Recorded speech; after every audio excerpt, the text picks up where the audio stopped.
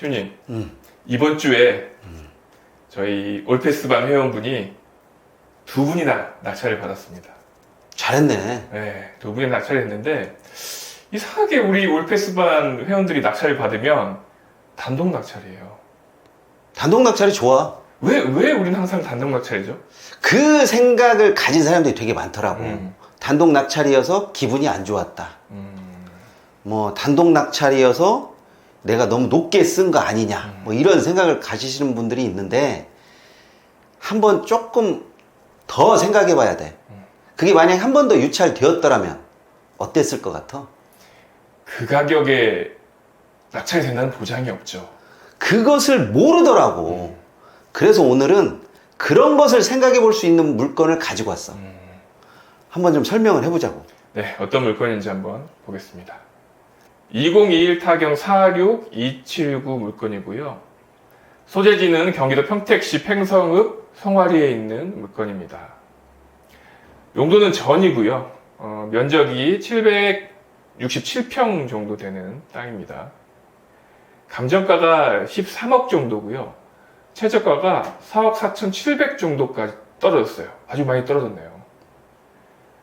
2022년 10월 17일에 신건으로 진행이 됐고요. 금액이 크다 보니까 한번 유찰될 때마다 유찰 금액도 많이씩 떨어지고 있네요. 자, 이 상태에서 2월 22일에 낙찰이 되었는데 전 회차를 훌쩍 넘기고 10명이나 입찰을 해서 7억 1천만 원 정도에 낙찰이 됐어요. 전 회차 금액이 한 6억 4천이 조금 안 되는 6억 3,900 정도인데 이 금액을 훌쩍 넘겨서 이제 7억 1천 정도 낙찰이 된 거죠. 저 가격대가 우리가 예상할 수 있는 가장 진짜 편안한 가격이야. 만약에 6억 3,900만 원 저 선에서 들어갔다면 어떻게 됐을까? 그러면 단독 낙찰이었겠죠. 그러니까 우리 올패스반 회원들이 낙찰 받은 가격이 저 가격에 들어갔다라고 생각하면 돼.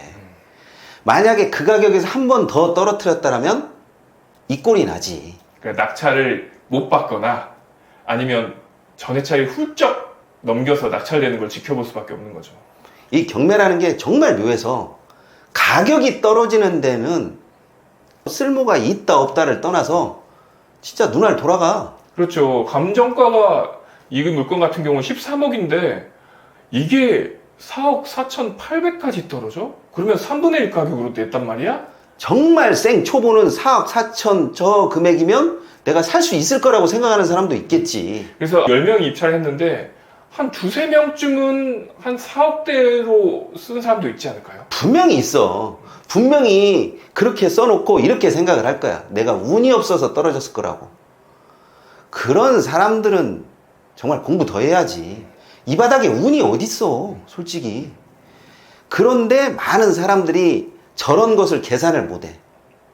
많이 몰렸기 때문에 저 가격이 형성이 됐다 이렇게 생각하는데 우리 입장에서는 안 그러잖아. 우리 입장에서는 저 가격에 쓸 바에는 차라리 6억 3천대에 들어가야 된다라고 판단을 하는 거거든. 실제로 이 물건도 우리 회원분 중에 한 분이 한 6억 4천 정도 그렇게 쓴다고 했었잖아요. 그렇게 쓰려고 하면 저 6억 3천대 저때 들어갔어야 된다고. 저 회차 2023년 1월 9일 날 입찰을 했었어야 되는 거죠. 그렇지. 더군다나 이 물건 자체가 어떤 특별한 하자가 있는 그런 물건은 아니었다라고 보기 때문에 더더욱이나 두 번 유찰되면 항상 내가 이 가격에 단독으로 들어가는 게 나은 건가? 아니면 한 번 더 떨어뜨려서 사람들을 더 끌어야 하는 건가? 이 부분을 생각을 해야 되는데 이런 부분을 잘 생각을 못 하더라고. 그럼 어떤 물건인지 조금 더 볼까요? 자, 이렇게 17필지 정도의 땅이 지금 진행 중이고요.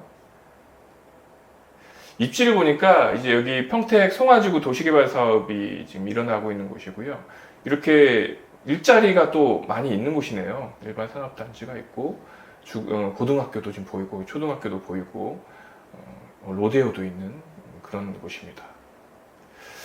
자, 여기 보니까 지금 이쪽 인근인데, 바로 옆에 이렇게 다세대라고 해야 되나요? 다가구인가요? 이런 주택지가 보이고요. 이쪽으로도 이렇게 주택이 또 되어 있네요. 그러니까 점점 이렇게 주택지가 형성되는 것처럼 보여요. 자, 여기에 나온 땅이고요. 이렇게 이쪽 뒤쪽에 보이는 이 땅. 누가 봐도 이렇게 옆에 있는 것처럼 빌라 지을 수 있는 곳이죠. 저렇게 빌라를 지으려고 필지를 분할했어. 그러니까 그냥 적절하게 농지로 나와 있다가 필지를 분할한 대로 차근차근 하나 팔아서 수익을 챙기면 되는데, 그런 부분에 있어서 목돈이 들어가다 보니까 10억 이상은 부담이스럽고, 그렇다고 해서 5억대는 너무 낮은 가격이야. 그러면 6억대 정도는 들어가는 게 맞는데, 이게 한 번 더 떨어지다 보니까 이제 자고 나면 금액이 계속 올라가는 거야. 그렇죠. 100만원, 200만원 뭐 이런 식으로 금액이 올라가다 보니까 이제 걷잡을 수 없게 금액이 올라가니까 이제 전회차를 넘기는 거야. 그렇죠. 이 물건을 보면 크게 하자도 없거든요. 뭐 어디 분묘가 있다거나 아니면 법정지상권이 있다거나 뭐 지분이거나 이런 물건이 아니고 그냥 단순히 좀 금액대가 좀 크다고 해야 되나? 그렇지. 그런 상태의 땅이기 때문에 가격만 어느 정도 내가 감당할 수 있다면 그 가격에 맞춰서 입주하면 되는 거거든요. 그렇지. 그리고 이 물건 같은 경우는 솔직히 뭔 하자가 있는 것이 아니기 때문에 대출도 잘 나올 거 아니야. 그런 식으로 접근하는 게 맞는데, 4억대인데 설마 뭐 이런 생각을 하시는 분들이 곧잘 나타나더라고. 그런 사람들은 경매에 대한 분위기도 분위기지만 기본적으로 경매의 특성을 잘 모르는 것 같아. 자, 지적도를 보시면 이렇게 도로도 접해 있고요. 큰 하자가 없죠. 단지 이렇게 좀 필요 없는 필지들이 좀 몇 개 있긴 하지만, 그래도 나중에 이제 이쪽에서 다른 사람이 소유하고 이 땅에서 뭔가 행위를 할 때 이런 것들은 또 필요한 부분이니까 나중에 또 팔 수 있는 거죠. 이런 데는. 여기도 마찬가지고. 그래서 필요하면 한 필지씩 팔아도 되는 부분이고, 아니면 같이 이렇게 같이 해서 또 대규모로 주택을 지을 수도 있는 거고요. 어찌됐건 이 땅이 농지로 사용될 거는 아니잖아. 그렇죠. 누가 봐도 뭐 농지의 용도는 아니죠. 누가 농지를 그리고 저렇게 잘라놔? 저렇게 하려고 하는 것은 다 주택지로 쓰려고 했기 때문에 조금 처음에만 목돈이 들어갈 뿐이지, 한 필지씩 한 필지씩 판다라고 하면 그렇게 큰 목돈은 아니라고 보거든. 7억대에 땄다는 사람이 잘못됐다는 게 아니라 타이밍상 홈런은 아니라는 거지.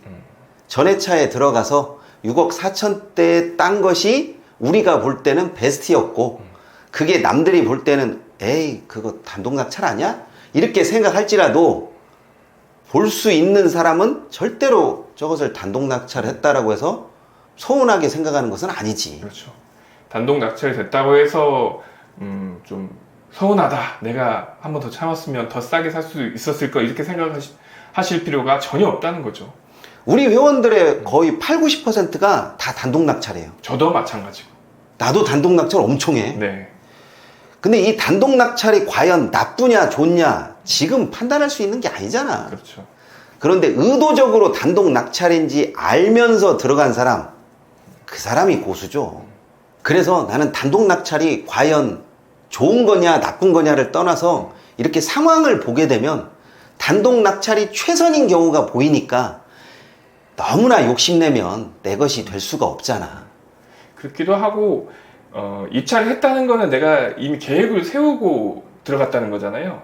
그러니까 출구 전략을 세웠기 때문에 내 그 계획에는 분명 이익에 대한 계획도 있을 거란 말이죠. 그렇지. 그 부분을 신경 쓰는 게 더 낫다고 생각해요. 내가 단독 낙찰이라 후회된다, 밤에 잠이 안 온다, 이렇게 생각하지 말고 내가 애초에 계획했던 그 수익만 맞춰낼 수 있을지 없을지, 요거를 계속 진행을 하시면 그게 더 나은 생각인 거죠. 나는 단독 낙찰 맨 마지막에 보자고 그래. 단독 낙찰이든 차이가 없게 낙찰이 됐든 난 그거 아무 의미도 없고, 나중에 내가 수익을 낼 수 있냐 없냐, 내가 이 물건을 가져옴으로써 내가 경제적인 이득을 가져올 수 있냐 없냐, 그게 더 중요한 거지. 큰 흐름에서 보니까 단독 낙찰 뭐 짜릿하게 낙찰이 됐다 뭐 이런 거 큰 의미가 없더라고요. 그렇죠. 그렇게 오랜 시간 기쁘지는 않더라고요. 오늘은 여기까지 하겠습니다. 감사합니다. 감사합니다.